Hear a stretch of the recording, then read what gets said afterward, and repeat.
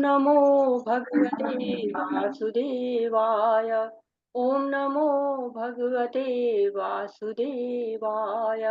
ॐ नमो भगवते वासुदेवाय। ॐ अज्ञानतिमिरान्धस्य ज्ञानञ्जनं शलाकया चक्षुरुन्मीलितं येन तस्मै श्रीगुरुवे नमः। श्रीचैतन्यमनोभीष्टं स्थापितं येन भूतले स्वयं रूप कदा मह्यं ददाति स्वपदान्तिकम्।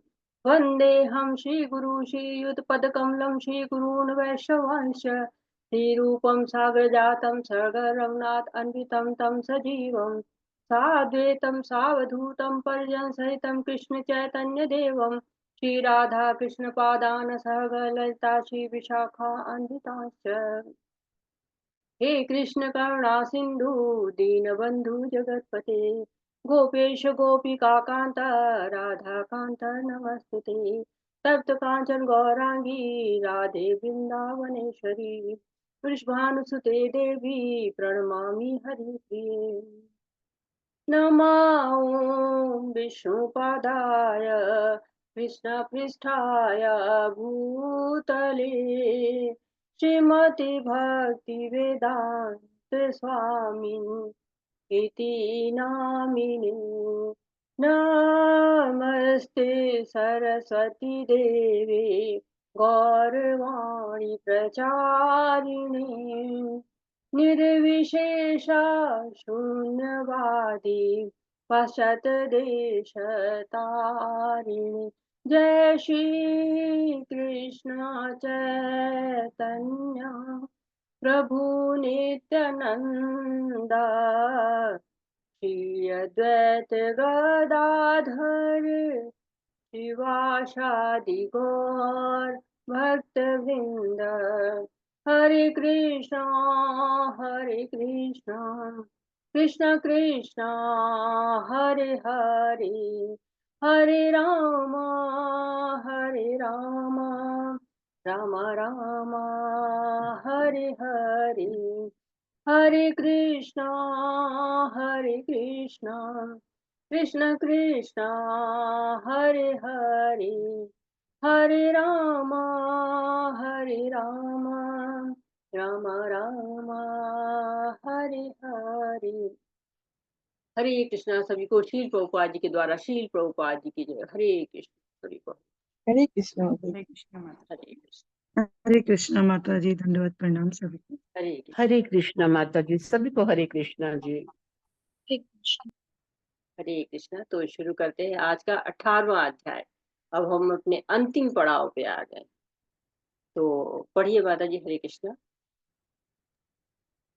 माता जी आप मुझसे बोल रहे हैं? जी जी जी मैम पढ़िए। माता जी श्लोका शुरू करना है? हाँ, श्लोक और अनुवाद दोनों। जी जी माता जी। हरे कृष्ण। हरे कृष्ण सभी को। श्रील प्रभुपाद जी के द्वारा श्रील प्रभुपाद जी की जय। अर्जुन उवाच संन्यास अस्य महाबाहो तत्त्वतम् इच्छामि वेदितुम् त्याग अस्य च हर्षिकेश पृथक् केसि निषूदन। अनुवाद श्रील प्रभुपाद जी के द्वारा श्रील प्रभुपाद जी की जय। अर्जुन ने कहा, हे महाबाहु, मैं त्याग का उद्देश्य जानने का इच्छुक हूँ, और हे केशी निषूदन, हे ऋषिकेश, मैं त्याग में जीवन अर्थात संन्यास आश्रम का भी उद्देश्य जानना चाहता हूँ। तो हरे कृष्ण माता जी। तो हरे कह रहे कि जी आज जो अध्याय है उसको कहते हैं मोक्ष संन्यास योग अर्थात संन्यास की सिद्धि। तो ये अध्याय भगवत गीता का उपसंहार है। कहते इसकी 17 अध्याय में तो खत्म हो गई, भगवत गीता समाप्त हो गई। द्वितीय अध्याय में भगवान ने गीता का सार बताया प्रस्तावना रूप में, और उन्हीं विषयों का विस्तार से वर्णन किया, और अंत में 18वें अध्याय में आते हैं और विषयों का सार बता रहे थे। एक तरह से भगवत गीता 2 बार हम लोग पूरी तरह से पढ़ते हैं। पूरे ग्रंथ में क्या क्या है, पहले जो है वो सार के रूप में, फिर उपसंहार के रूप में दोबारा सार तो बता रहे हैं। तो प्रथम अध्याय में अर्जुन के शोक का आरंभ होता है। भगवान अर्जुन को सांख्य योग बताते हैं, ज्ञान योग बताते हैं, कर्म योग बताते हैं, ध्यान योग, अष्टांग योग, सबका वर्णन करते हैं। तो अर्जुन का शोक दूर हुआ, उन्होंने भगवान की शरणागति ली। उसके बाद भगवान भक्ति ज्ञान से, कर्म से, योग से कैसे करे इसका वर्णन किया, अपनी विभूतियां दिखाई, विराट रूप दिखाया। अब जो है वो अपनी बातों का उपसंहार कर रहे हैं। तो जो 16वां अध्याय हमने पढ़ा था उसमें कहा गया था कि त्रिविधा भवति श्रद्धा, 3 तरह की श्रद्धा होती है, 3 गुणों के अनुसार श्रद्धा होती है। और अंत में भगवान ने कहा कि सब कुछ ओम तत्सत की भावना से करना चाहिए, जो भी करें वो ओम तत्सत की भावना से करें। तो जो सत नहीं है क्या है, वो असत है, अशाश्वत। जो सत है वो शाश्वत है और जो असत है वो अशाश्वत है। तो भौतिक जगत क्या अशाश्वत है। हम चाहे कितना भी इसको जान जाएं, लेकिन जब तक भगवत प्राप्ति न हो तब तक ये जीवन क्या होगा, असत ही रहेगा। कितनी भी जप करें, माला करें, भगवान की कृपा ना हो तो भौतिक जगत छूटता नहीं है। तो भगवान का सर्वोच्च उद्देश्य यही जानना है कि भगवान ही जो है वो सब कुछ है, श्रेष्ठ वही सर्वश्रेष्ठ है। भगवान पूरी भगवत गीता सुनाते हैं, उसमें कितने अर्जुन के प्रश्न होते हैं। अब उनके मन में इतने प्रश्न हैं, हम तो साधारण जीव हैं, हमारे तो न जाने कितने प्रश्न हो जाएंगे। तो 18वां अध्याय भगवत गीता के ज्ञान का संक्षिप्त विवरण देता है, निष्कर्ष निकालता है कि अब तक जो ज्ञान हमने पाया है इस भगवत गीता से, उसकी समीक्षा करता है। तो भगवान ने पूरे भगवत गीता में यही बताया है कि भक्ति योग करना है। इस अध्याय में भी भगवान यही बता रहे कि कृष्ण भावनामृत का पालन करना आवश्यक है। जब हम जीवन को, जब तक परम लक्ष्य को हम नहीं जान पाते हैं, जब तक उसको प्राप्त करने की दिशा में आगे नहीं बढ़ पाते हैं, तब तक क्या हमारे कर्म जो है वो भक्तिमय नहीं है। क्योंकि अर्जुन पाप के भय से कर्म का त्याग करना चाह रहा है, संन्यास लेना चाह रहा है। तो भगवान कृष्ण उसको वास्तविक संन्यास से साक्षात्कार करा रहे हैं कि वास्तविक संन्यास होता क्या है, कर्म क्यों करना चाहिए, भगवान की प्रसन्नता के लिए, उनकी संतुष्टि के लिए। ये वास्तविक संन्यास है, अपने लिए नहीं, भगवान के लिए कर्म करो। तो अगर हम भगवान के लिए कर्म करते हैं तो क्या होता है, पाप हमसे नहीं होता, हम पाप कर्म कर ही नहीं सकते हैं। फल का त्याग करना है, भगवान की आज्ञा का पालन करना, फल का त्याग करना है। और ऐसा भी नहीं कि बिना मन के कर दिया, नहीं, बिना मन के नहीं करना है, सेवा भाव से करना है। तो भगवत गीता में भगवान दो ही चीज बता रहे, संन्यास क्या है और कर्म के द्वारा संन्यास को कैसे प्राप्त कर सकते हैं। तो लोग कहते हैं कि भगवत गीता में कर्म योग का वर्णन है, तो एक तरह से सही भी है। लेकिन जब कर्म योग भक्ति में परिणित हो जाता है तो भक्ति योग हो जाता है। जब हम कर्म अपने लिए करते हैं तो कर्म होता है, कर्ता का भाव होता है। भगवत गीता का भाव क्या है, भक्ति योग है। जब तक वो कर्म के स्टेज तक रहता है कर्म योग रहता है, और भक्ति योग का रास्ता कर्म योग से होके जाता है। क्योंकि जो भी हमारे कर्म है जब भगवान के लिए होते हैं, भक्ति योग हो जाते हैं। तो भक्ति योग ही हमें करना है। इसी चेतना को भगवान अर्जुन को समझा रहे हैं कि तुम युद्ध मत करो, धर्म के लिए युद्ध करो। मैं किस लिए आया हूँ, धर्म की स्थापना के लिए आया हुआ हूँ। यदा यदा हि धर्मस्य ग्लानिर्भवति भारत अभ्युत्थानम् अधर्मस्य तदात्मानं सृजाम्यहम्। तो मैं धर्म की स्थापना करना चाह रहा हूँ, तुमको क्या करना है, मामनुस्मर युद्ध च, मुझे याद करो, युद्ध करो। जो ये समझ गया वो भगवत गीता समझ गया। कर्म और ज्ञान से मुक्त होकर शुद्ध भक्ति, कृष्ण की सेवा करके ही कृष्ण को जाना जा सकता है। और तभी क्या होता है, भगवान की कृपा होती है। तेषां सततयुक्तानां भजतां प्रीतिपूर्वकं ददामि बुद्धि योगं तं येन मामुपयन्ति ते। जब हम भक्ति करते हैं, प्रेम पूर्वक जो है भगवान का सेवा करते हैं, हमेशा सतत करते हैं, निरंतर करते हैं, तब भगवान ज्ञान प्रदान करते हैं, जिसके द्वारा भगवान तक पहुंचा जा सकता है।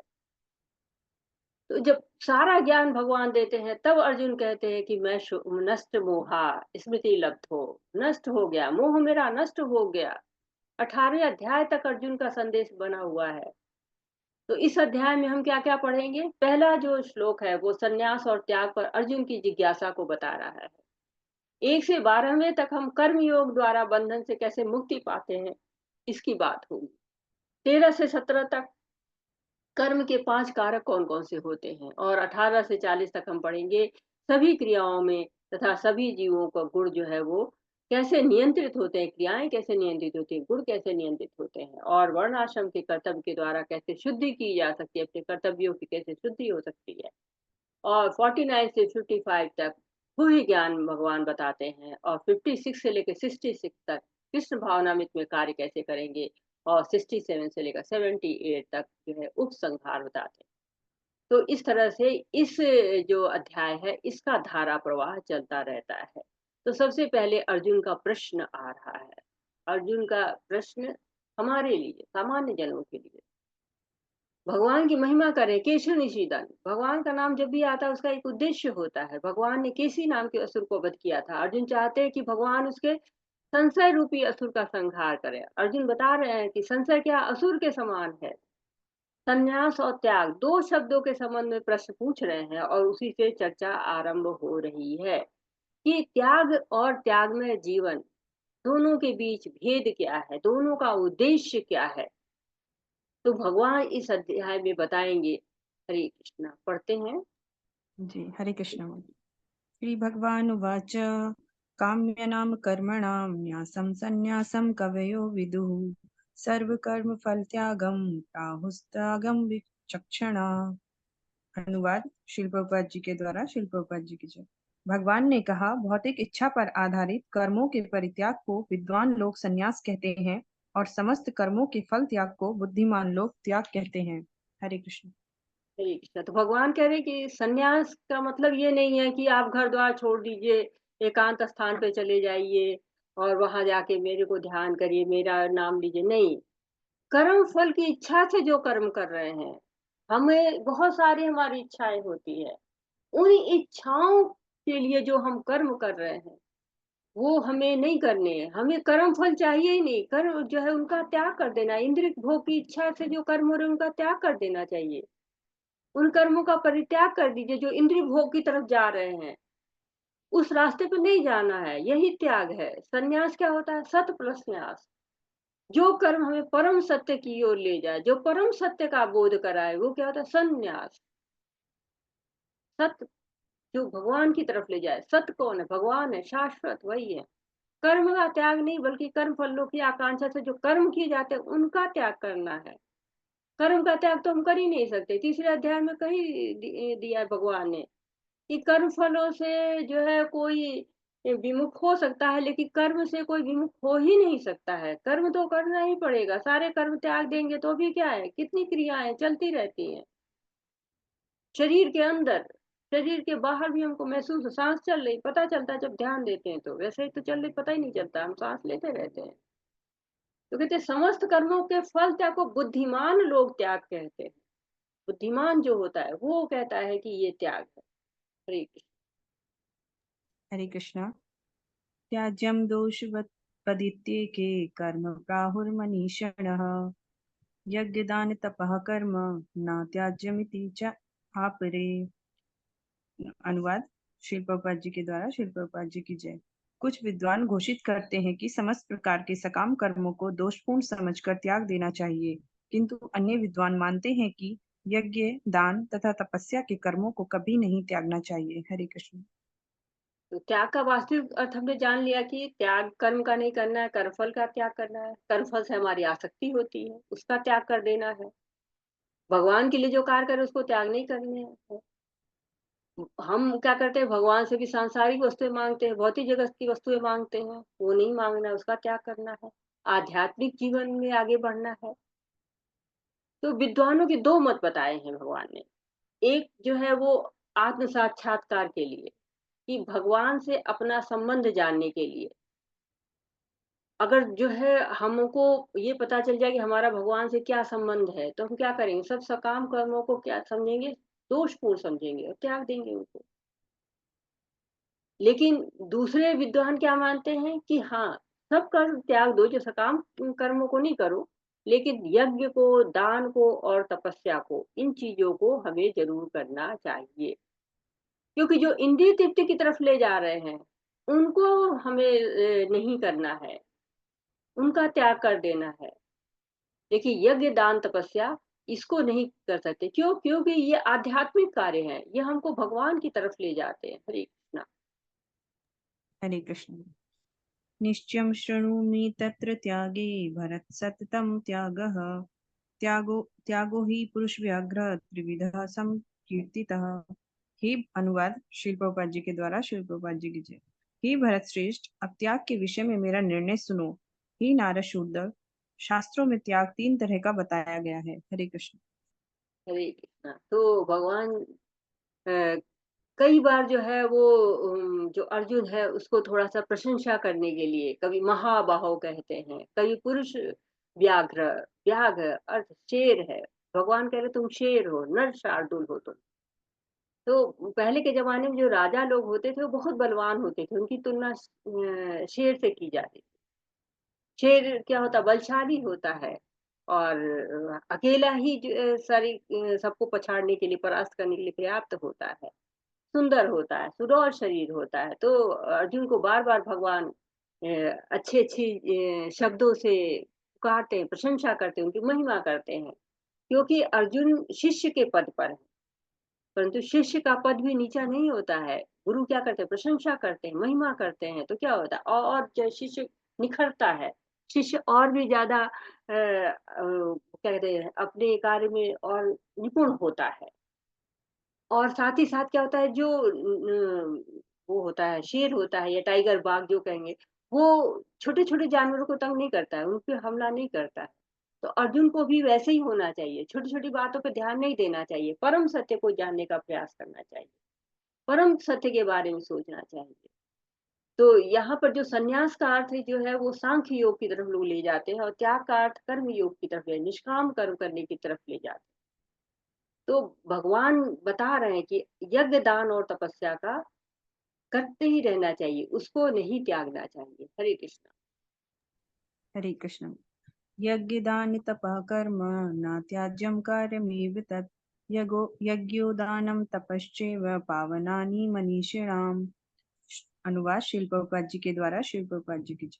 यज्ञ, दान तथा तपस्या के कर्मों का कभी परित्याग नहीं करना चाहिए, उन्हें अवश्य संपन्न करना चाहिए। निसंदेह यज्ञ, दान तथा तपस्या महात्माओं को भी शुद्ध बनाते हैं। हरे कृष्ण। ठीक है। क्या करते हैं ये जो यज्ञ, दान और तपस्या क्या करते हैं? शुद्धि प्रदान करते हैं, शुद्ध करते हैं। यज्ञ क्या होता है? विष्णु की प्रसन्नता के लिए होता है, स्वयं के लाभ के लिए नहीं होता है। जब हम विष्णु जी के लिए यज्ञ करेंगे तो स्वयं का लाभ स्वतः हो जाएगा, भौतिक भोग की इच्छा समाप्त हो जाएगी। कहते हैं कि उच्छिष्टा खाने से जो यज्ञ शिष्टा होता है, वो खाने से सारे कलवश वो समाप्त हो जाते हैं। दान क्या होता है? भगवान की सेवा में लगा देना, सारी वस्तुओं को जो भगवान की ही है, भगवान के द्वारा नियंत्रित है, उन्हीं की संपत्ति है, ईशावास्यमिदं सर्वम्। तो भगवान की संपत्ति को भगवान को ही दे देना है। जैसे बच्चा होता है, माँ को ले जाके छोटी-सी टॉफ़ी खिला देता है, माँ कितनी खुश हो जाती है। वैसे ही भगवान के लिए अगर हम दान दे रहे हैं, भगवान के लिए हम सेवा कर रहे हैं, भोग लगा रहे हैं, भगवान बहुत खुश होते हैं। उन्हीं की संपत्ति है, उन्हीं को अर्पण है। तपस्या किसकी है? भगवान के लिए। ओम तत्सत की भावना से करनी चाहिए। हम पढ़ चुके हैं पिछले अध्याय में। हरे कृष्ण। हरे कृष्ण। एतानि अपि तु कर्माणि सङ्गं त्यक्त्वा फलानि च कर्तव्यानि इति मे पार्थ निश्चितं मतम् उत्तमम्। अनुवाद शिल्पपाद जी के द्वारा शिल्पपाद जी की। इन सारे कार्यों को किसी प्रकार की आसक्ति या फल की आशा के बिना संपन्न करना चाहिए। हे प्रथापुत्र, इन्हें कर्तव्य मानकर संपन्न किया जाना चाहिए, यही मेरा अंतिम मत है। हरे कृष्ण। हरे तो अभी तक भगवान कह रहे थे कि कर्म नहीं त्यागना है, कर्तव्य समझ के करना है, कर्म फल का त्याग करना है। अब एक चीज़ और जोड़ दे रहे हैं, आसक्ति को भी त्यागना है। तो कर्म फल को भी त्यागें और आसक्ति को भी त्यागें, दोनों का त्याग करना है। क्यों? क्योंकि भोक्ता कौन है? भगवान भोक्ता है, सुप्रीम एन्जॉयर है। आपकी आसक्ति होगी तो क्या होगा? आप भोक्ता बनेंगे तो आप बंधन में पड़ेंगे। भोक्ता राम यज्ञ तपसा सर्वलोक महेश्वर। तो सर्वलोक महेश्वर वो है, भोक्ता राम वो है, तो हमारी की आसक्ति नहीं होनी चाहिए। हमें भोग करने की इच्छा नहीं होनी चाहिए, क्योंकि जब हम भोग करने की इच्छा करेंगे, वहीं हम बद्ध होते जाएँगे, प्रकृति के गुणों से घिरते चले जाएँगे। हरे कृष्णा। हरे कृष्ण। नियतस्य तु सन्न्यासः कर्मणा न उपपद्यते मोहात् तस्य परित्यागः तामसः परिकीर्तिते। अनुवाद शिल प्रभुपाद जी की जय। शिल प्रभुपाद जी के द्वारा निर्दिष्ट कर्तव्यों को कभी नहीं त्यागना चाहिए। यदि कोई मोहवश अपने नियत कर्मों का परित्याग कर देता है तो ऐसे त्याग को तामसी कहा जाता है। हरे कृष्ण। हम साधारण जीवन के लोग हैं, हमें लगता है कि त्याग बहुत अच्छी बात है, त्याग करना चाहिए, श्रेष्ठ होता है, उच्च होता है। परंतु भगवद गीता हमें बता रही है कि त्याग हमेशा ही अच्छा नहीं होता है, ये भी गुणों से प्रभावित होता है। यदि त्याग को तमोगुण में किया जाए तो क्या होता है, वो आध्यात्मिक प्रगति नहीं करेगा। तमोगुण में त्याग कैसा होगा? हरे कृष्ण। तमोगुण में हरे त्याग कैसे करेंगे, कोई बताएगा?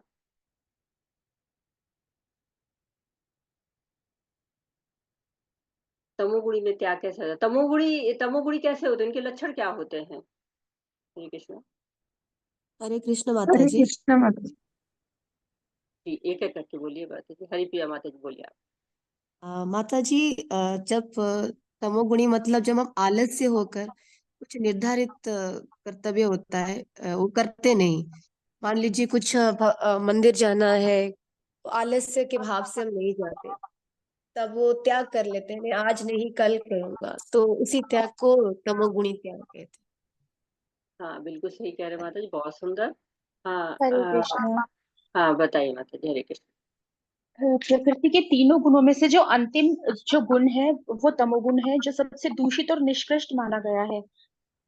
और ये गुण क्रमानुसार सतोगुण, मतलब तमोगुण जो है वो अंधकार, अज्ञान, दुख आदि का कारण होता है। इसी के कारण ये सब होते हैं।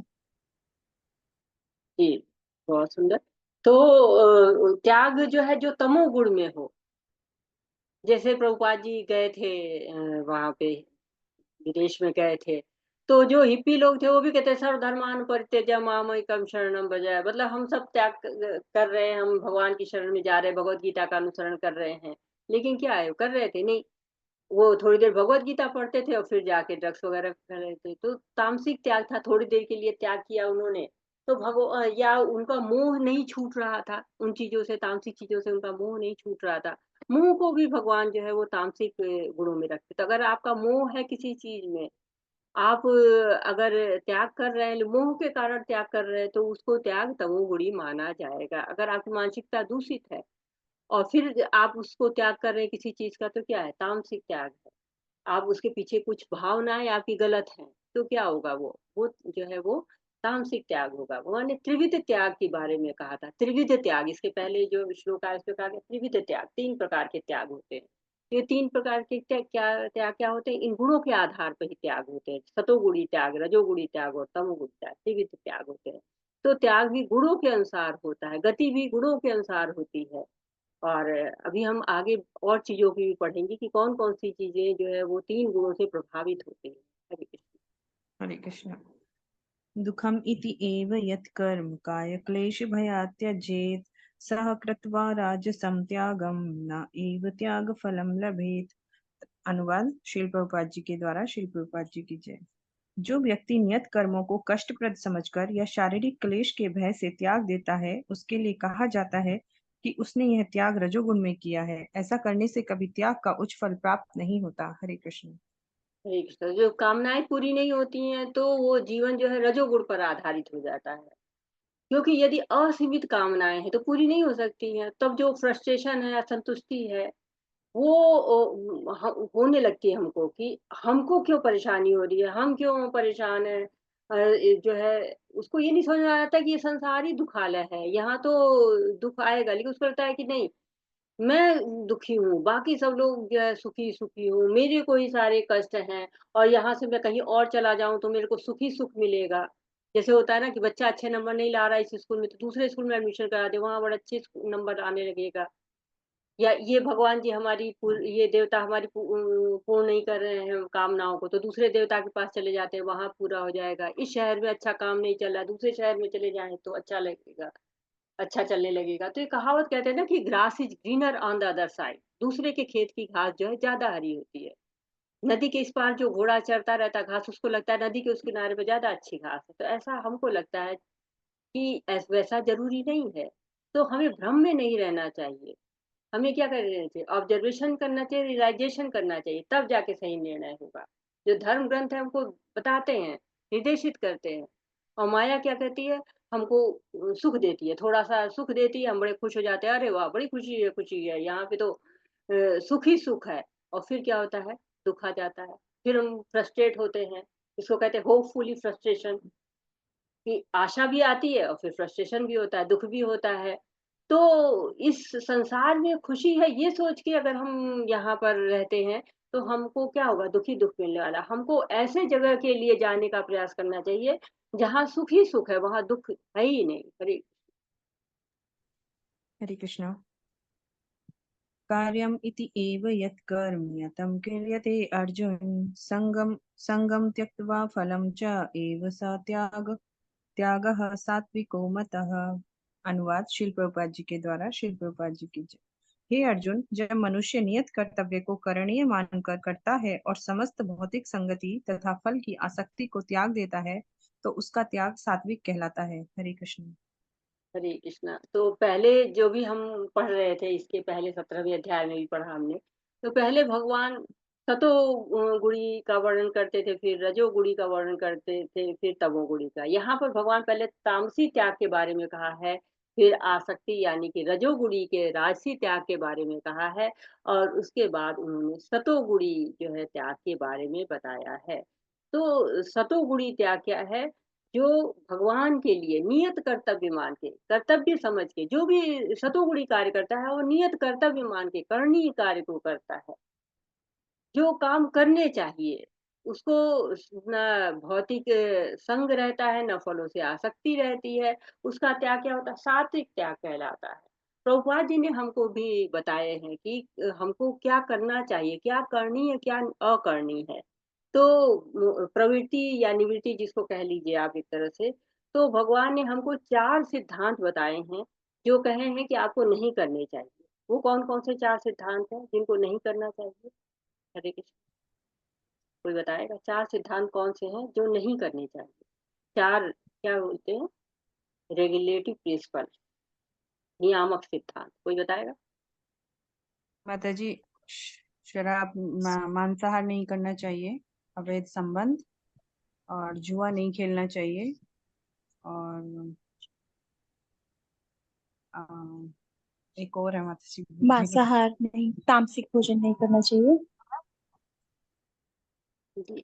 अवैध तो हमारी स्त्री गमन नहीं करना चाहिए, है ना। जी, जी, हाँ जी, वो तो अवैध संबंध में बोल दिया ना माता जी ने। माता जी हरे कृष्णा। चीट होना और चीट किसी को करना। जी। चीट होना तो हम कैसे होंगे? चीट करना गैम्बलिंग माता जी, गैम्बलिंग नहीं करना, जुआ नहीं गैम्बलिंग नहीं, खेलना।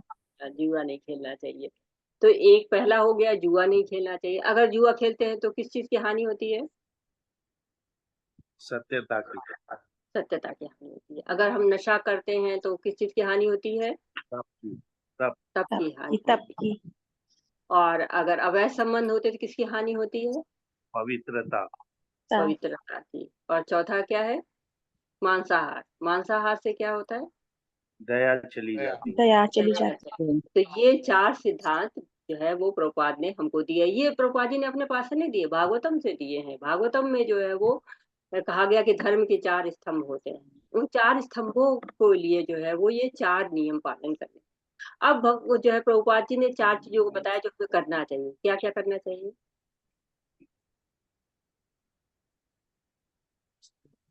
माता जी। 16 माला जप करना चाहिए, साधु संग करना चाहिए, ग्रंथ पढ़ने चाहिए, मंगल आरती करनी चाहिए, मंगल आरती अटेंड करनी चाहिए। हाँ जी। भगवान संकीर्तन के करना कड़ा चाहिए। प्रसाद खाना चाहिए, है ना। ये तो भगवान का भक्ति करने के लिए बताया प्रभुपाद जी ने कि भक्ति करिए तो आप 4 माला जप करिए, और साथ ही आप भगवान की सेवा करिए, भोग लगाइए, मंगला आरती करिए। ये तो भक्ति के लिए कहता है। जनरल प्रिंसिपल उन्होंने क्या बताया था?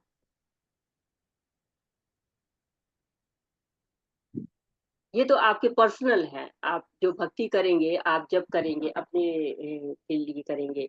आप जो है वो भोग लगाएँगे, मंगला आरती करेंगे, मंदिर जाएँगे, ये तो आप स्वयं के लिए करेंगे, स्वयं के आध्यात्मिक उन्नति के लिए करेंगे। देखिए, साथ ही साथ प्रभुपाद जी तो पूरे इस्कॉन को उन्होंने बनाया ना, कि इस्कॉन के सब लोग मिल के करेंगे काम, तो ये क्या होगा?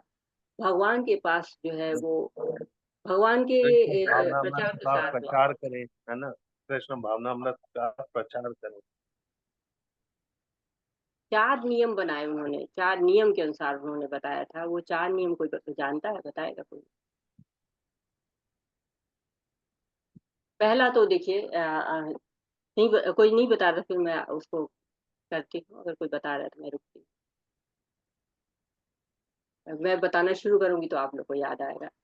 प्रभुपाद जी ने कहा था कि 4 कार्य आपको करने चाहिए। यूटिलिटी इज द प्रिंसिपल, उपयोगिता ही सिद्धांत है। कोई भी चीज आपको मिलती है, कुछ भी आपको मिलता है, भगवान की सेवा में लगाइए आप। जो भी आपको मिलता है भगवान के प्रचार प्रसार के लिए लगाइए, भगवान के बातों को और लोगों तक पहुंचाने में लगाइए। अगर आपके पास जो भी चीजें हैं, जैसे हम लोग क्या कर रहे हैं, हम लोग का मोबाइल है, तो हम लोग सब भक्त जुड़ के भगवान के श्रवण कीर्तन करें, भगवान के नाम का प्रचार प्रसार कर रहे हैं, भगवान की बातें करें, भगवान का श्रवण कीर्तन कर रहे हैं। तो इससे क्या होता है, ऐसे हमारी खुद की भक्ति भी आगे बढ़ती है, आध्यात्मिकता बढ़ती है, लेकिन एक दूसरे को क्या होता है, हम सहयोग देते हैं, एक दूसरे के साथ मिलते हैं कि नहीं आपको भगवान के लिए कार्य करना है, भगवान के बारे में आप सुनिए, फिर इसको जाके और लोगों को सुनाइए। यहाँ पे जो आप सीख रहे हैं उसको और लोगों को बताइए, ताकि और लोग भी कृष्ण भावना भावित तो हो जाए। फिर क्या होता है, बुक्स आर द जो है, books are the basis, books basis है। किसका आधार लेना है, बुक्स का आधार लेना, शास्त्रों का, जो भगवत गीता भागवतम का आधार लेके चलना है। फिर तीसरा है कि प्रीचिंग इज द एसेंस, सार तत्व क्या है, प्रीचिंग उपदेश, जो भगवान ने उपदेश दिया, जो प्रभुपाद जी ने उपदेश दिया है, उन उपदेशों को जन जन तक फैलाइए। और प्योरिटी इज द फोर्स, जो आपको पवित्रता है, पवित्रता में बहुत शक्ति होती है, तो पवित्रता रखिए अपनी वाणी में, अपने कर्मों में, अपने शरीर में, हर चीज में पवित्रता लाइए। ये 4 चीजों को जो है वो प्रभुपाद जी ने हमको दिया है, जिसका हमें पालन करना है। हरे कृष्ण, आगे बढ़ते हैं। हरे कृष्णा। न द्वेष्टि अकुशलं कर्म कुशलेन अनुसज्जते, त्यागी सच्च समाविष्टो मेधावी छिन्न संशय। अनुवाद श्रील प्रभुपाद जी के द्वारा। श्रील प्रभुपाद जी की जय। सतोगुण में स्थित बुद्धिमान त्यागी, जो न तो अशुभ कर्म से घृणा करता है, न शुभ कर्म से लिप्त होता है, वह कर्म के विषय में कोई संशय नहीं रखता। हरे कृष्ण।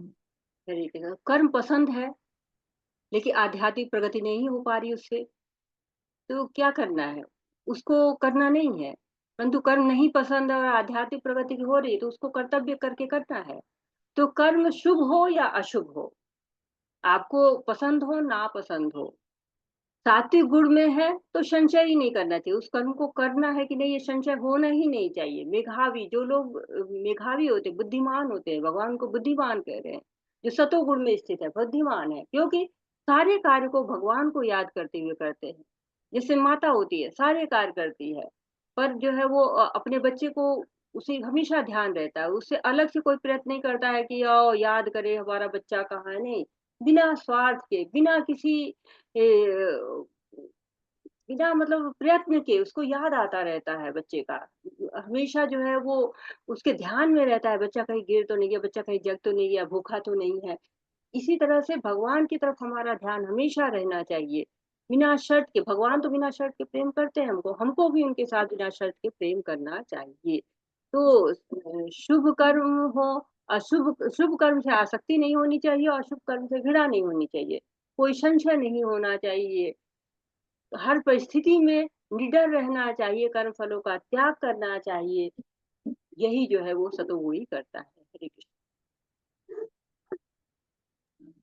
हरे कृष्णा। रेणु माता जी ने तो सुमन दुर्गपाल माता जी या सुधीर प्रभु को पड़ेगा अभी। हरे कृष्णा। मैं पढ़ रही हूँ, पढ़ रही हूँ। हरे कृष्ण। पढ़िए। हरे कृष्ण। नाहि देहगता संख्य युक्तं कर्माण्यशेषः, युक्ता कर्म फल त्यागी सा त्यागी इत्याभिधीयते। ये सब किसी भी देहधारी प्राणी के लिए समस्त कर्मों का परित्याग कर पाना असंभव है, लेकिन जो कर्म फल का परित्याग करता है वह वास्तव में त्यागी कहलाता है। हरे कृष्ण। हरे कृष्णा। तो त्यागी की परिभाषा क्या है, कर्म का नहीं, कर्म फल का परित्याग करता है। कई लोग सोचते हैं कि जब कर्म फल ही नहीं है तो कर्म ही क्यों करें, तो कर्मों का त्याग तो कर ही नहीं सकते हैं, कर्म फल का त्याग हो सकता है। भगवान कह रहे हैं त्यक्तु कर्मण्य शेषतः, सारे कर्म छोड़ना पूरी तरह से, कुछ भी शेष न रहे, ऐसा तो हो ही नहीं सकता है। भगवान कई बार अशेषतः कहते हैं, अशेषतः भगवान ने कई बार कहा, इसके पहले भी कहा है 7वें अध्याय में, ज्ञानातेहम सविज्ञानमिदं वक्ष्यामि अशेषतः, मैं तुम्हें वह ज्ञान देगा जो जानने के बाद जानना शेष ही नहीं रहेगा। तो सारे कर्म छोड़ देना संभव ही नहीं है। आप सोचते छोड़ देंगे, तो सारे कर्म बाहर के छोड़ भी देंगे तो क्या होगा, अंदर के कर्म तो चलेंगे ही, सांस तो हमेशा चलेगी ही चलेगी। तीसरा अध्याय कहता है न ही कश्चनमपि जातु तिष्ठ कर्मकृत कार्यते हर्षे कर्म सर्व प्रकृति जेते। तो एक क्षण भी हम बिना कर्म के नहीं रह सकते हैं। कर्म करें लेकिन कर्म फल से आसक्ति न करें। जब हम ऐसा त्याग करेंगे तो क्या होगा, आसक्ति नहीं रहेगी। आसक्ति नहीं रहेगी तो कर्तापन नहीं रहेगा। जैसे प्रकृति है उससे जीव अपना संबंध बनाता है, किस लिए, भोग करने के लिए। जीव से प्रकृति अपना संबंध नहीं बनाती है। तो जीव भोग करने की इच्छा से ही जाता है और प्रकृति के बंधन में फंसता चला जाता है। हरे कृष्ण। हरे कृष्ण। अनिष्टमिष्टं मिश्रं च त्रिविधं करणं फलं भवत्यागं गिनं प्रेत्य न तु संन्यासिनः क्वचितं। जो त्यागी नहीं है उसके लिए इच्छित, इष्ट, अनिश्चित तथा मिश्रित ये 3 प्रकार के कर्म फल मृत्यु के बाद भी मिलते हैं, लेकिन जो सन्यासी है उन्हें ऐसे फल का दुख और सुख नहीं भोगना पड़ता। हरे कृष्णा। तो कहा जाता है कि अगर कोई त्याग नहीं कर रहा है और जो कर्म है कर रहा है तो उसको 3 प्रकार के फल मिलते हैं।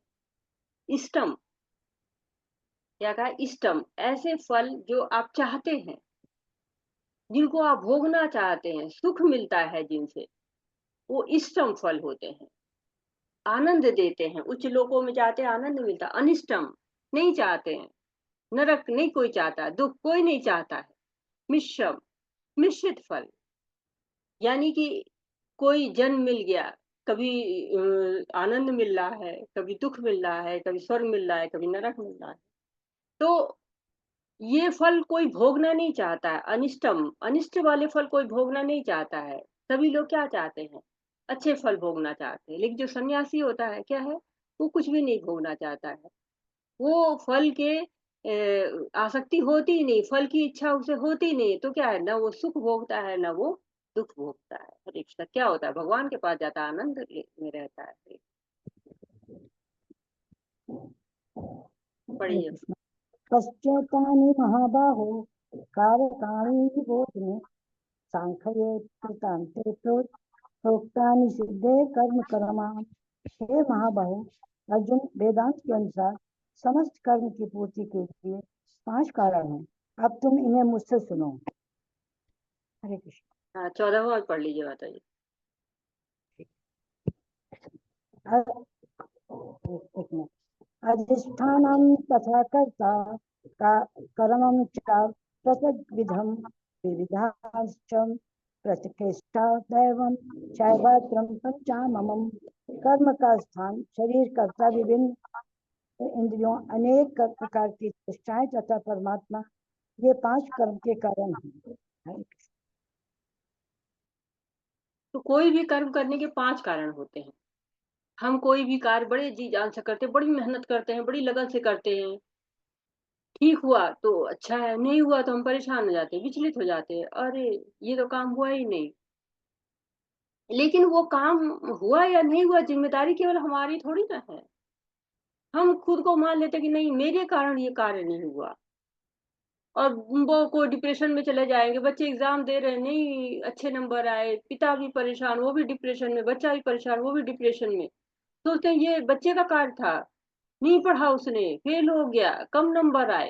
क्योंकि वो जिम्मेदारी हम स्वयं की मान लेते हैं, तनावग्रस्त हो जाते हैं। तो क्या 5 कारण है, कर्म का स्थान पहला कारण। आप कोई काम करना चाह रहे हैं, आप बड़ी तैयारी कर रहे हैं, नहीं ये तो हो ही जाए, जैसे परीक्षा ही है, परीक्षा की तैयारी कर रहे हैं, पढ़ रहे हैं, कहीं कंपटीशन देना उसकी तैयारी कर रहे हैं। अब परीक्षा देने गए, हो सकता है वहां स्थान ही अनुकूल ना हो, मिल ही नहीं रहा है, घूम रहे हैं, टाइम निकल गया, पहुंच ही नहीं पाए। कई बार होता है कि नए शहर में गए और वहां पर पता नहीं है, और इधर का उधर पहुंच गए, टाइम निकल गया, एग्जाम नहीं दे पाए। कर्म का स्थान नहीं मिला, या स्थान मिला तो हमारे अनुकूल नहीं मिला। तो या हो सकता है कि हम नहीं जो है ढूंढ पाए उसको। तो जो भी कारण हो, दूसरा हो जाता है कि कर्ता जो कर रहा है, जैसे बच्चा है जो तैयारी कर रहा है एग्जाम देने की, उसकी ठीक से तैयारी ही नहीं हो पाई। तीसरा कारण इंद्रियां हैं, तैयारियां खूब अच्छी हो गई, परीक्षा का केंद्र खूब बढ़िया है, अब इंद्रियां ही साथ नहीं दे रही हैं। जाड़ा है, लिख ही नहीं पा रहे हैं, गर्मी है, पसीना आ रहा है, लगातार खांसी हो रही है, बेचैनी हो रही है, बुखार चढ़ गया, पैर में कोई परेशानी हो गई, चल ही नहीं पा रहे, हाथ में परेशानी, लिख ही नहीं पा रहे हैं। अब उसके बाद चेष्टा आ जाती है, मन साथ ही न दे, नहीं, हाथ लिखने से मना कर रहा हो, दिमाग काम ही नहीं कर रहा हो, नहीं देनी परीक्षा। उसका अंतिम मोहर किसकी लगती है? परमात्मा की। पांचवा और अंतिम कारण, सब ठीक है, केवल सारा काम हो गया, बस अंतिम साइन बाकी था, लेकिन जो है नहीं हुआ। जैसे इंजीनियर है, घर बनाता है, पुल बनाता है, कोई निर्माण कर रहा है, मॉल वगैरह इतने बड़े बड़े बन रहे हैं, जमीन चुना, अच्छा जमीन बढ़िया मिल गई, फिर उसके बाद लेबर मिल गए, यानी कि इंद्रियां मिल गई, मशीन मिल गई।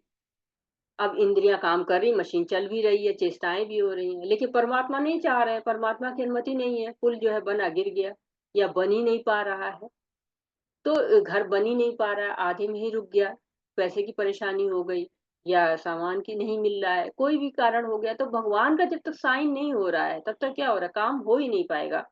भगवान की, परमात्मा की अनुमति बहुत जरूरी होती है। हरे कृष्ण।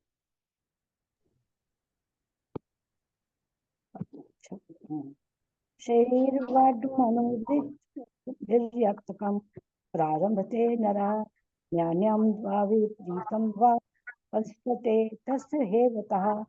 मनुष्य अपने शरीर, मन या वाणी से जो भी उचित या अनुचित कर्म करता है वह इन 5 कारणों के फलस्वरूप होता है। हरे कृष्ण। हरे कृष्ण। माता जी थोड़ा नजदीक आके पढ़िए, आपकी आवाज उतनी साफ नहीं आ रही है। अरे माता जी ऊपर असल में, हाँ चलिए मैं करती हूँ, फिर से अगर करूँ? किसी को परेशानी हो तो किसी और को दे दे, क्योंकि आवाज आपकी साफ नहीं आ रही है। और देखती हूँ, फिर से पढ़ूँ? नहीं, मैं बोल रही हूँ, लेकिन अगले श्लोक से ध्यान रखिएगा। तो ठीक। प्रभुपाद जी इसको शास्त्रों से जोड़ रहे हैं कि जो कार्य शास्त्र के अनुसार है या शास्त्र के विपरीत है। जो 5 बातें बताई गई थी 14वें श्लोक में, वो भी इस श्लोक में वो भी वही बताई जा रही है कि शरीर क्या है? अधिष्ठान है। वाचा, मन और जो है, वाक और मन और कर्णम, 3 जो है क्या होते हैं कि ये आपको शरीर में ही पाए जाते हैं। नरह कौन है? करता है, प्रारंभते चेष्टा है, और देव क्या है? शरीर के भीतर हमारे परमात्मा रहता है। तो शरीर, मन और वाणी, ये तीनों हमको कार्य करते हुए दिख जाते हैं, और अगर इन तीनों में ही कोई विकार होता है तो यही बंधन में हमको डालते भी हैं। इसीलिए इनके तप की बात पहले की गई। तो शरीर में बहुत सी क्रियाएं होती रहती है, जैसे सांस लेना है, भोजन का पचना है, ये होता रहता है। तो जो कार्य हम बाहर की ओर करते रहते हैं, वो कहते हैं कि मैं कर रहा हूँ, तो वहां पर अहंकार आ जाता है। लेकिन अगर हम मैं कर्तापन के भाव से अलग हो जाते हैं, तो हमें न बंधन आता है और न ही हमें जो है कोई फल उसका लेना पड़ता है।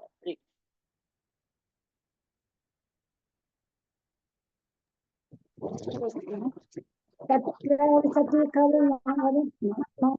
केवलं तु यः पश्यत् बुद्धिमानं सा पश्यति दुर्मतिः।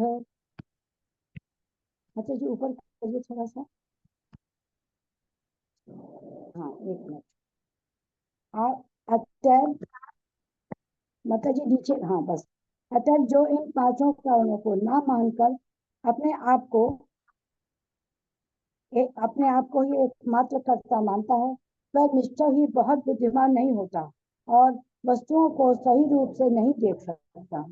हरे कृष्ण। तो कोई भी कार्य के पीछे बहुत से कारण होते हैं, उनमें मुख्य 5 कारण होते हैं। कर्म का स्थान, कर्ता, इंद्रिया, चेष्टा और परमात्मा।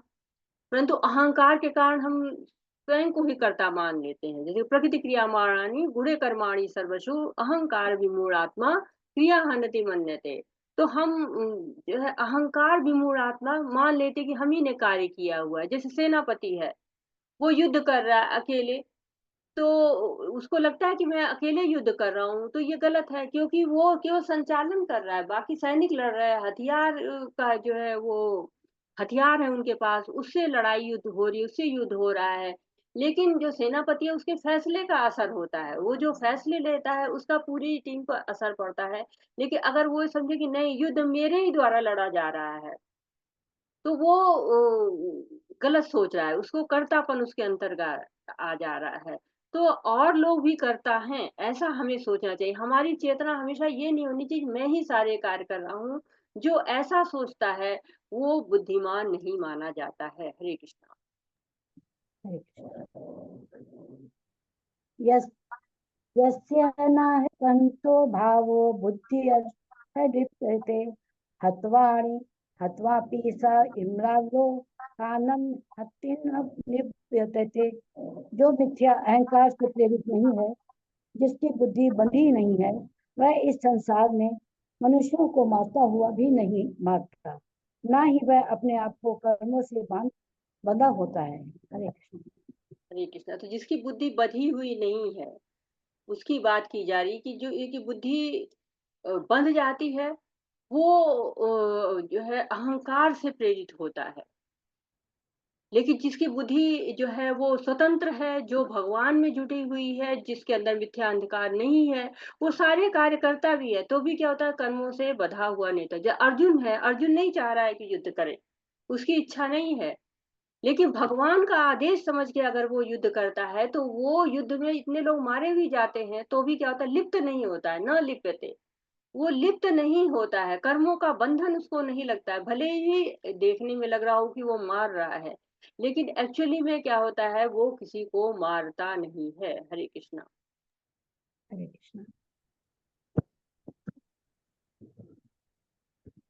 ज्ञानम यज्ञम परिज्ञाता विविधा कर्म चोदना करणम कर्म करते विविधा कर्म संग्रह ज्ञान त्रय तथा ज्ञाता, ये तीनों कर्म को प्रेरणा देने वाले कारण है। इंद्रिया करण, कर्म तथा कर्ता, ये तीन कर्म के संगठक हैं। हरे माता।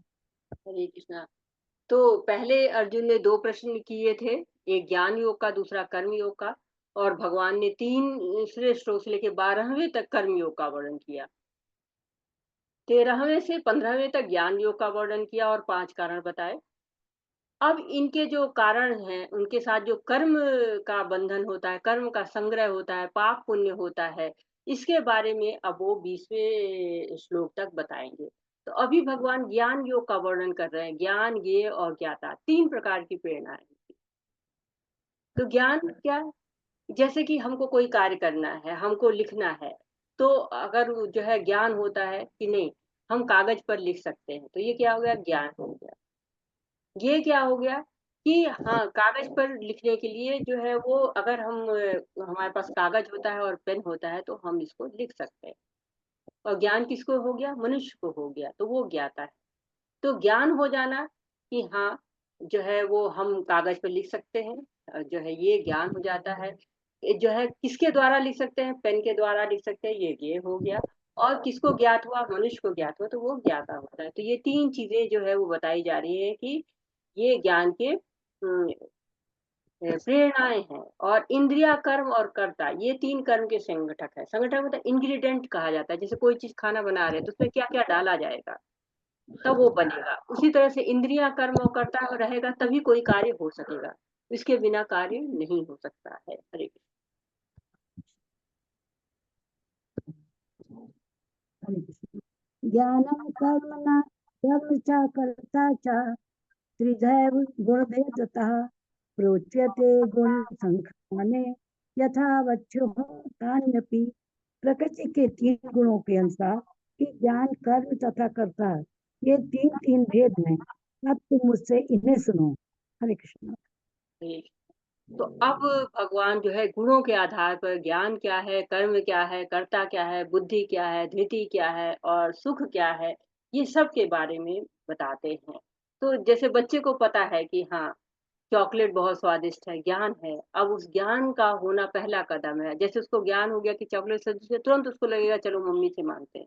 मांगने कौन जा रहा है, वो जो करता हो गया, जो मांगने जा रहा है वो करता हो गया। अब जो वो मांगने के बाद मांगेगा और लेगा, वो क्या हुआ, कर्म हो गया। तो ये जो है ज्ञान, ज्ञाता और कर्म, ये सब चीजों का भगवान जो है वो विस्तार से वर्णन करे कि 3 गुणों में ये कैसे होता है। ठीक हरे कृष्णा। सर्वभूतेषु येनेकं भावभव्य यमीक्षते अविभक्तं विभक्तेषु तज्ज्ञानं विधि सात्विकम्।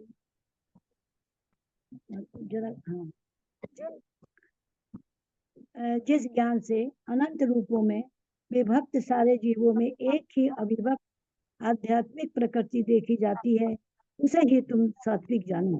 हरे कृष्णा माता जी, बहुत बहुत धन्यवाद। हरे कृष्णा माता जी। तो क्या कह रहे हैं भगवान यहाँ पर कि ज्ञान ने अनंत रूपों में विभक्त सारे जीवों में एक ही अविभक्त आध्यात्मिक प्रवृत्ति देखी जाती है। तो भौतिक जगत में ये विभाजन दिखता है, ये औरत है, ये आदमी है, ये जानवर है, ये पक्षी है, भेद है दिखाई पड़ता है।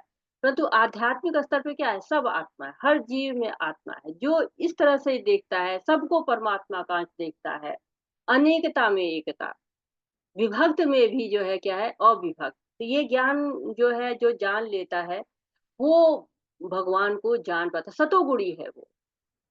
कृष्ण ये नहीं कह रहे कि शास्त्रों को पढ़ो तभी तुम सतोगुण में आ सकते हो, बल्कि किसी को जीव को अगर आप परमात्म तत्व आत्म तत्व के देखने लगते हैं कि हर एक में परमात्मा है, हर एक में आत्मा है, अगर ये देखने लगते हैं तो क्या होता है, सतोगुण में है। तो एकता देखनी है, बाह्य स्तर पर नहीं, बाहर से तो सब अलग अलग है, भौतिक जगत में सब अलग है, बल्कि आध्यात्मिक एकता को देखना है। हरे कृष्णा। हाँ, हरे कृष्णा। सुधीर प्रभु जी आप पढ़ेंगे ना? हरे कृष्णा सुधीर प्रभु जी। हाँ माता जी हाँ पढ़ता हूँ। जी। 21वां से हाँ, 21 से 30 तक पढ़िए। पृथक तेन पृथक्त्वेन तु यज्ञानं नाना भावान् विधान वेत्ति सर्वेषु भूतेषु तज्ज्ञानं विद्धि राजसम। इसका आशय है, जिस ज्ञान से कोई मनुष्य विभिन्न शरीरों में भिन्न भिन्न प्रकार का जीव देखता है, उसे तुम राजसी जानो। हरे हरे कृष्णा।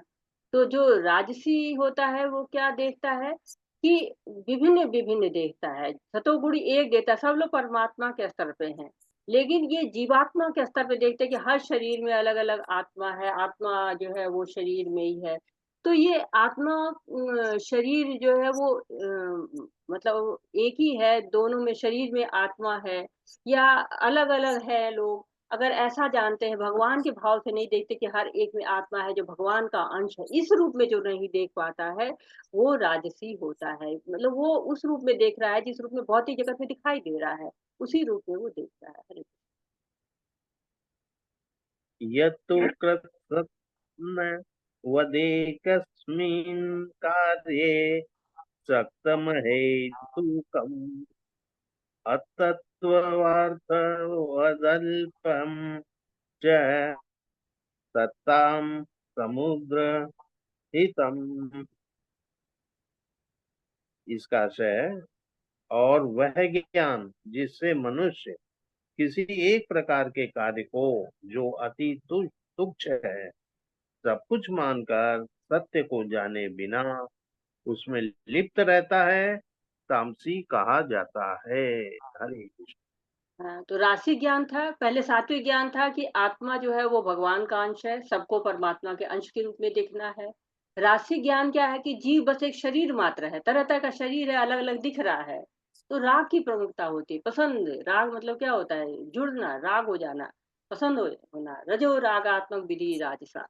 रजोगुण में किसी के प्रति आसक्ति होती है, किसी के प्रति द्वेष होता है, तो वो शरीर को शरीर मात्र समझता है। जो तामसिक होता है वो तो अज्ञान में रहता है, तुच्छ कार्यों में लिप्त रहता है, ज्ञान सत्य सबसे दूर रहता है, शरीर तक ही सीमित है, मेरा शरीर। इत्य ज्ञान में मोहिता, मोह के कारण बस आहार निद्रा भय मैथुन, बस वो अपने शरीर के बारे में ही सोचता है। हरे कृष्णा। नियतम 23 से 25 तक पढ़िएगा। हरे कृष्णा। 23, 24, 25 तीनों एक साथ पढ़िए। माता जी पढ़ूं। हाँ पढ़िए। नियतम संग रहित राग द्विषतः कृतम् अफल प्रेप सुना कर्म यत्त सात्विक मुच्यते। अर्थात जो कर्म नियमित है और जो आसक्ति राग या द्वेष से रहित कर्म फल की चाह के बिना किया जाता है वह सात्विक कहलाता है। कर्म के बारे में बता रहे हैं। अरे 24वां पढ़िए प्रभु जी, 24-25। अच्छा। यत्तु कामे सुना कर्म साहंगारेण वा पुनः क्रियते बहुलायासाम तद्राजसमुदाहतम। यानी लेकिन जो कार्य अपनी इच्छा पूर्ति के निमित्त प्रयास पूर्वक एवं मिथ्या अहंकार के भाव से किया जाता है वह रजोगुणी कहलाता है। इसके बाद है अनुबंधम क्षयम हिंसा मन प्रेक्ष च पौरुषम मोहदारभ्यते कर्म यत् ताम समुच्यते। का है लेकिन जो कर्म मोहवश शास्त्रीय आदेशों की अवहेलना करके तथा भावी बंधन की चिंता किए बिना या हिंसा अथवा अन्यों को दुख पहुंचाने के लिए किया जाए वह तामसी कहलाता है। हरे कृष्ण। हरे कृष्णा। तो जो क्रियाएं होती हैं, जो हम कर्म करते हैं, वो हमारे गुणों के आधार पे होते हैं। जैसे सात्विक कर्म, जो सात्विक लोग होते हैं, सतोगुणी होते हैं, वो कहते हैं कि नियमित रूप से कार्य करते हैं, एक नियम से वो बंधे होते हैं। और ये नहीं कि आज करेंगे कल नहीं करेंगे, ऐसा न ही उन कर्मों से आसक्ति होती है, न कोई राग द्वेष होता है, न अतिरिक्त लगाव मोह होता है, न ही वो होता है कि नहीं नहीं ये तो हम ये काम करेंगे, ये हम नहीं करेंगे। अराग द्वेषम कितम, राग द्वेष से जो है रहित होते हैं वो लोग। तो जो भी कार्य वो करते हैं वो सतोगुण में करते हैं, नियमित रूप से करते हैं, भगवान की सेवा के लिए करते हैं, भगवान के लिए ही करते हैं, सारे कर्म भगवान को समर्पित। रजोगुणी क्या करते हैं, स्वार्थवश कार्य करते हैं, हमें कार्य से सुख मिलना चाहिए, भोग मिलना चाहिए, आदर सम्मान मिलना चाहिए।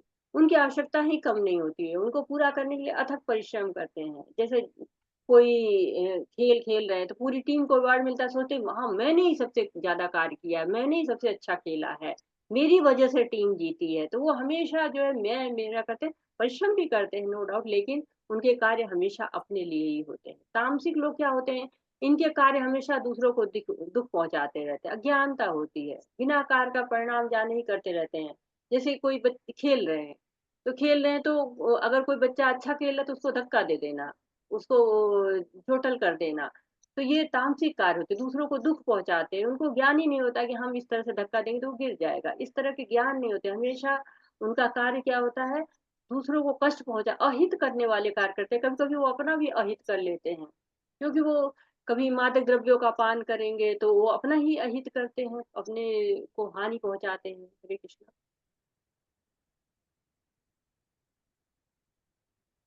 आगे पढ़े माता जी। हाँ पढ़िए, 26, 27, 28 पढ़िए। मुक्त संगो अहम वादी रत्युत्साह समन्वयता है सिद्ध यु लाइट सिद्ध सिद्ध्यो सिद्ध निर्विकार, युद्धयोर निर्विकार है कर्ता सात्विक उच्यते। इसका आशय है जो व्यक्ति भौतिक गुणों के संसर्ग के बिना अहंकार रहित संकल्प तथा उत्साह पूर्वक अपना कर्म करता है और सफलता अथवा असफलता में अविचलित रहता है वह सात्विक कर्ता कहलाता है। आगे है 27वां। रागी कर्म फल प्रेप्सुर लुब्धो हिंसात को अश्रुचि है हर्ष शोकांति वित्त कर्ता राजसः परिकीर्तितः।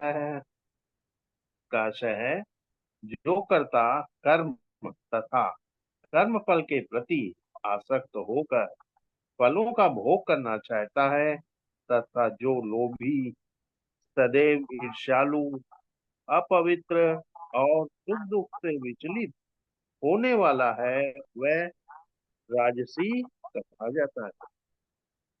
28वां है, अयुक्त है, प्राक्त है, स्तब्ध है, शठो नेत्र कृत्यो लोक लस है, विषादी दीर्घ सूत्री च कर्ता तामस उच्यते।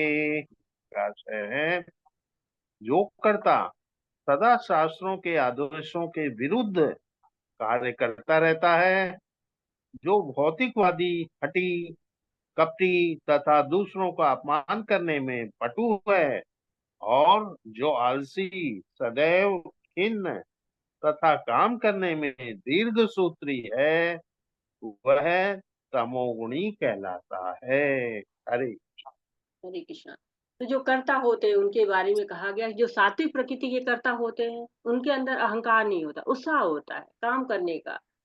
उत्साह के साथ जो है वो कर्म को करते रहेंगे, क्योंकि जब तक हम उस कार्य में मन नहीं लेगा, जब तक वो कार्य हम अपना समझ के सेवा भाव से नहीं करेंगे, तो उत्साह नहीं आता। जो सतोगुण में होते हैं उनके रास्ते में परेशानियां आएंगी, असफलता आएंगी, परंतु धैर्य के साथ, उत्साह के साथ वो कार्य करते रहते हैं।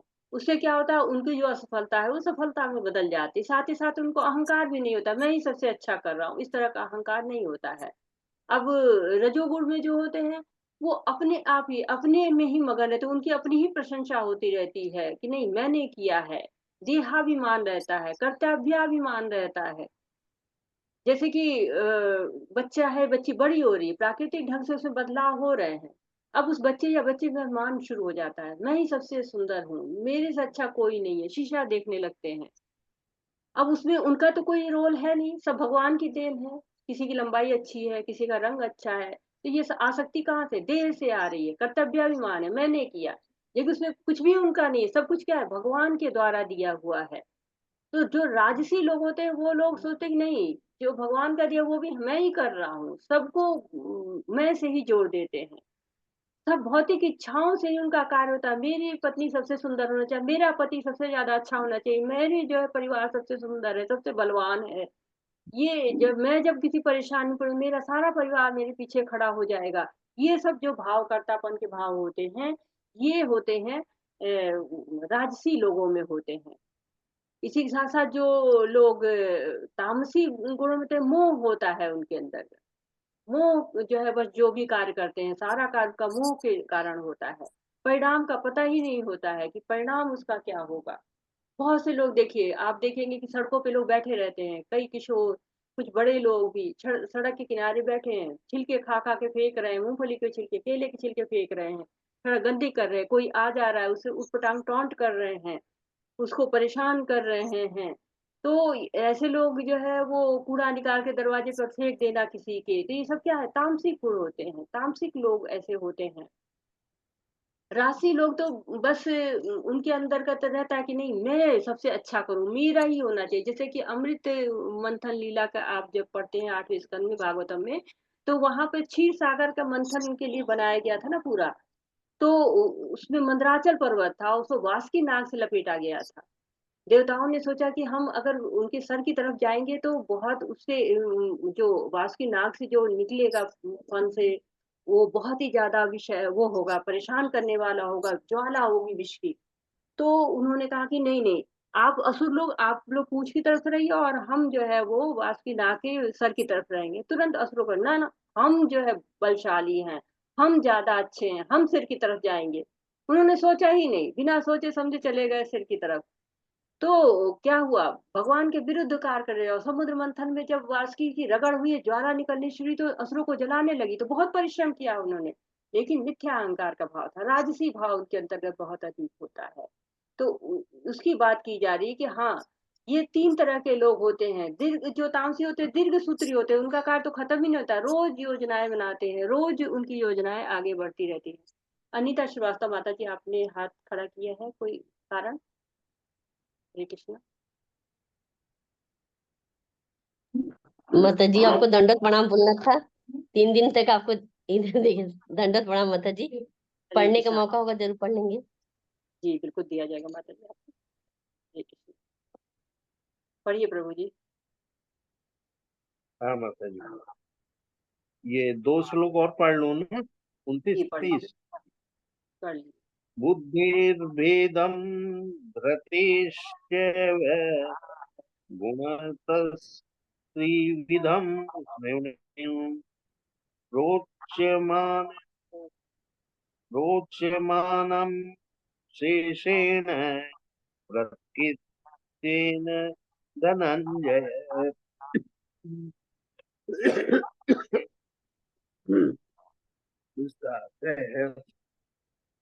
हे धनंजय, अब मैं प्रकृति के तीनों गुणों के अनुसार तुम्हें विभिन्न प्रकार की बुद्धि तथा धृति के विषय में विस्तार से बताऊंगा, तुम इसे सुनो। दूसरे वाला पढ़ ले माता जी है। हाँ पढ़िए प्रभु जी। प्रवृत्तिं च निवृत्तिं च काया कार्य भया भवे बंधं मोक्षं च या वेत्ति बुद्धि सा पार्थ सात्विकी। हे प्रथा पुत्र, वह बुद्धि सतोगुणी है जिसके द्वारा मनुष्य यह जानता है कि क्या करनीय है और क्या नहीं है, क्या नहीं करनी, किससे डरना है और किससे नहीं, क्या बांधने वाला है और क्या मुक्ति देने वाला है। हरे कृष्णा। धन्यवाद माता जी। हरे हरे कृष्णा प्रभु जी। तो अब भगवान जो है वो बता रहे कि बुद्धि कैसे 3 गुणों में प्रभावित होती है। तो जो सतोगुणी है वो जानते हैं कि क्या उचित है और क्या अनुचित है, उसी के अनुसार वो कार्य करते हैं, क्योंकि उनको ज्ञान होता है कि कर्तव्य क्या है, कौन सा कार्य है जो कि नहीं करना चाहिए, कौन सा कार्य है जो बंधन में डालता है, कौन सा कार्य है जो मुक्ति देता है। ये जो जानते हैं वो सात्विक प्रवृत्ति च निवृत्ति च, प्रवृत्ति डूज क्या जो है वो करना है, निवृत्ति नहीं करना है, जो छोड़ देना है। प्रवृत्ति और निवृत्ति दोनों के बारे में उनको पता होता है। हरे कृष्णा। अब कौन पढ़ रहा है? हरे कृष्णा। सुमन दुर्गपाल माता जी है क्या आप? सुमन दुर्गपाल माता जी, सुमन माता जी, सुमन दुर्गपाल माता जी, हरे कृष्णा। शायद लीव हो गए। हाँ, हरे कृष्ण संतोषी माता जी, माता मैं जी और पढ़ूं? अनिता माता जी। हाँ पढ़िए माता जी। 31 से लेके आप 38 39 तक जी पढ़ना हरे है खाली। कृष्ण। आज अभी हो पाएगा नहीं ना माता जी, कैसे बोलते वैसे, है ना? जी जी माता जी, हरे कृष्ण माता जी, हरे कृष्ण हरे सभी को। यया धर्मं धर्मा च कार्यचाक्रयमेव च अयथावत् प्रजानाति बुद्धि सा पार्थ राजसी। हे पृथापुत्र, जो बुद्धि धर्म तथा अधर्म, करनीय तथा अकरनीय कर्म में भेद नहीं कर पाती, वह राजसी है। हाँ, हरे आगे कृष्ण माता पढ़िए। जी। हरे कृष्ण माता जी। आप अगला ही पढ़ लीजिए 32वां। जी अधर्मं धर्मम् इति या मन्यते तं सा आवृता सर्व अर्थान् विपरीतान् च बुद्धि सा पार्थ तामसी। जो बुद्धि मोह तथा अंधकार के वशीभूत होकर अधर्म को धर्म और धर्म को अधर्म मानती है और सदैव विपरीत दिशा में प्रयत्न करती है, हे पार्थ, वह तामसी है। तो हरे कृष्णा। माता तो जी कहते आगे हैं कि जो पढ़ूं? नहीं, रुक जाइए। तो जो अच्छा लगेगा वो करते हैं, जो रजोगुणी होते हैं भोग के लिए, भोग में सहायक बुद्धि क्या होती है, भोग की तरफ दौड़ती है उनकी। वो अपने छोटे छोटे लाभ के लिए बड़े लोग बड़ा दूसरों का अहित हो जाए उसमें भी नहीं हिचकिचाते हैं। कहते हैं ना कि किसी का जो है वो एक छोटा सा पात्र टूट जाए, वो और किसी की जो है भैंस मर जाए, दोनों बराबर हो जाती है उनके लिए, क्योंकि उनका अपना पात्र नहीं टूट जाए, चाहे दूसरे की भैंस की मर जाए। तो वो बड़ों का अहित कर देते, करने में हिचकिचाते नहीं है, ऐसी बुद्धि होती है उनकी। और तमोगुणी क्या होते हैं कि तमोगुणी पे अज्ञान का पर्दा है, हमेशा शास्त्रों के विपरीत कार्य करेगा, उसकी बुद्धि हमेशा गलत दिशा में जाती है, बुद्धि नाश प्रणश्यति, बुद्धि का नाश हो जाता है, पतन हो जाता है। सतोगुणी हमेशा सही कार्य करते हैं, रजोगुणी कभी ठीक करते हैं, कभी गलत करते हैं, और तमोगुणी हमेशा विपरीत कार्य करते हैं। हरे कृष्ण।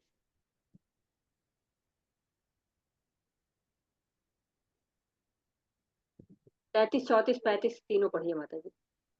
धृत्या जी माता जी। धृत्यायया धार्यते मनः प्राणेन्द्रिय क्रियाः योगेन अव्यभिचारिण्या धृतिः सा पार्थ सात्विकी। हे वृद्धापुत्र, जो अटूट है, जिसे योगाभ्यास द्वारा अचल रहकर धारण किया जाता है, और जो इस प्रकार मन, प्राण तथा इंद्रियों के कार्यकलापों को वश में रखती है, वह धृति सात्विक है। माता जी आगे करें। हो गया माता जी।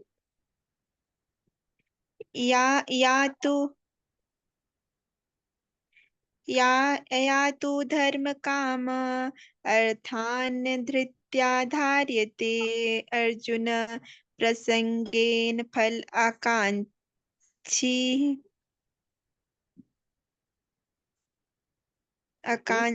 धृति सा पार्थ राजसी।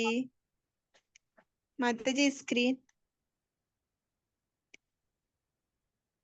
जी, माता जी स्क्रीन ऊपर की। लेकिन हे पार्थ, जो धृति स्वप्न भय माता जी आप जो है भय शोक विषाद भगवत तथा मोह गीता के निकाल परे लीजिए। नहीं जाती, ऐसी दुर्बुद्धि। माता जी छोड़ दिया माता आपने, जी लेकिन ऊपर हे वाला अर्जुन, पढ़िए माता जी जी, माता ऊपर जी, जिस वाला। ऐसी धृति से दुर्बुद्धि मनुष्य, धृति तामसी है। लेकिन हे अर्जुन, जिस धृति से मनुष्य धर्म अर्थ तथा काम के फलों में लिप्त बना रहता है, वह राजसी है। यया स्वप्नम भयम शोकम विषादम मदमेव च न विमुच्यन्ति दुर्मेधा धृति सा पार्थ तामसी।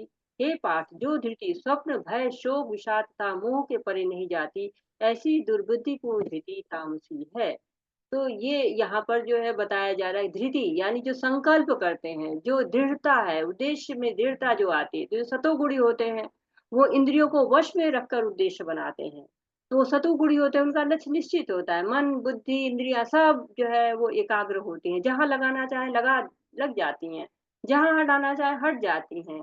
और राजसिक लोग, ऐसे लोग का उद्देश्य क्या होता है, कर्म फल के अनुसार निर्धारित होता है, ये करेंगे तो ये फल मिलेगा, ये करेंगे तो ये फल मिलेगा, ये इंद्री भोग मिलेगा, ये इंद्री भोग मिलेगा, इससे अतिरिक्त वो कुछ नहीं सोच पाते हैं।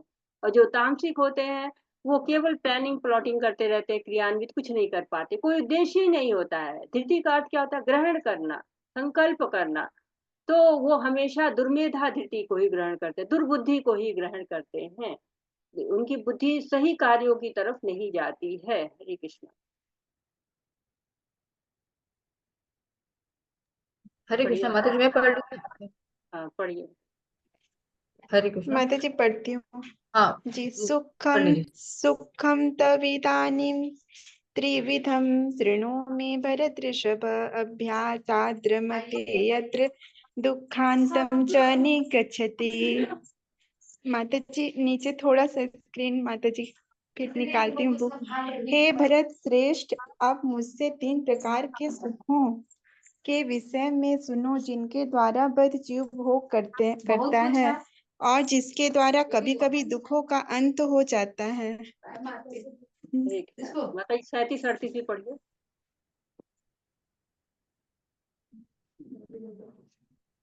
जी माता जी। 37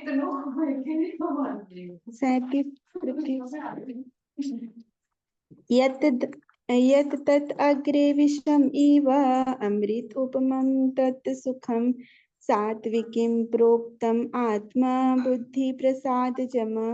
जो प्रारंभ में विष जैसा लगता है लेकिन अंत में अमृत के समान है, और जो मनुष्य में आत्म साक्षात्कार जगाता है, वह सात्विक सुख कहलाता है। माता जी स्क्रीन थोड़ा सा आगे ऊपर करें, मुझे मिल नहीं रहा बुक में। विषय इंद्रिय संयोगात यत्तत् अग्रे अमृत उपमं परिणामे विषम इव तत् सुखम राजसम स्मृतम। जो सुख इंद्रियों द्वारा उनके विषयों के संसर्ग से प्राप्त होता है और जो प्रारंभ में अमृत तुल्य तथा अंत में विष तुल्य लगता है वह रजोगुणी कहलाता है।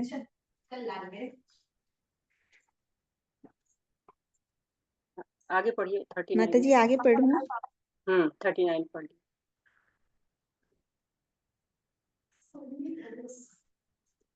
यत् यत् यत् अग्रे च अनुबंधे च सुखम मोहनम आत्मनः निद्रा आलस्य प्रमाद उत्थम तत् तामसम उदाहतम।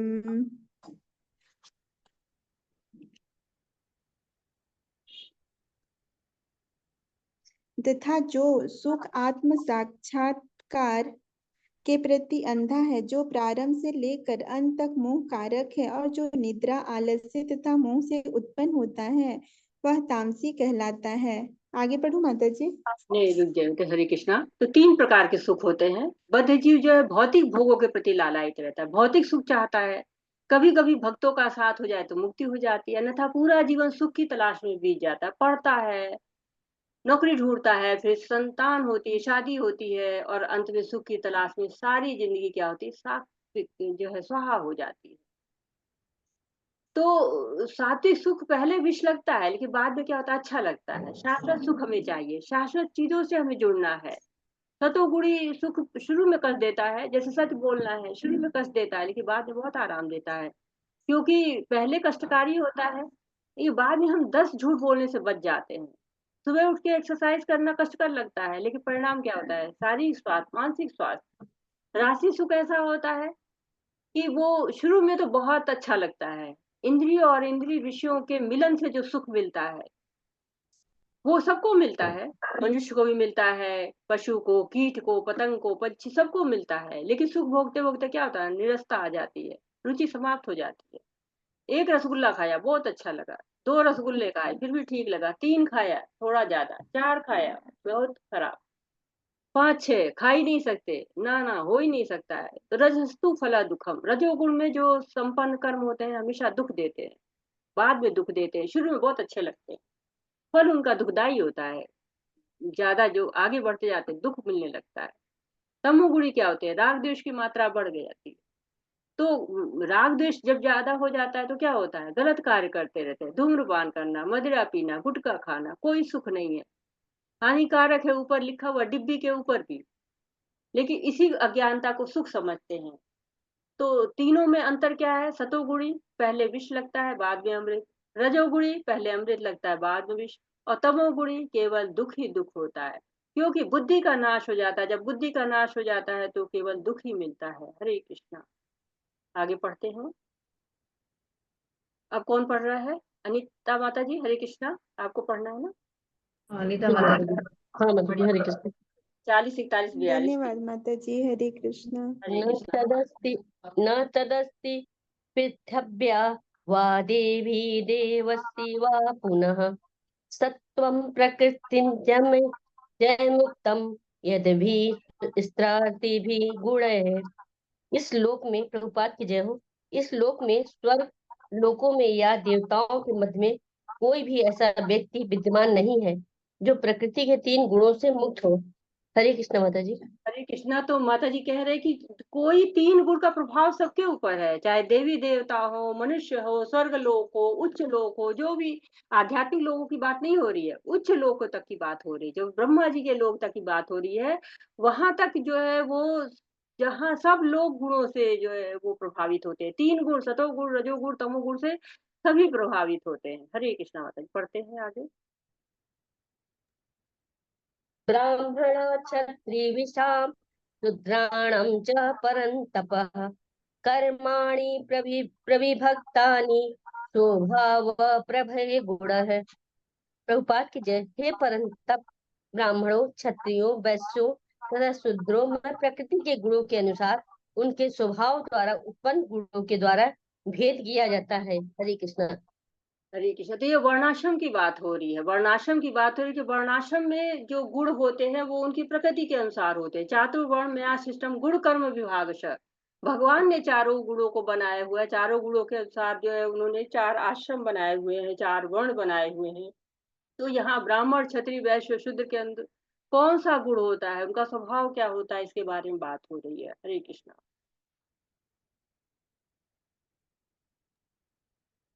हरे कृष्णा।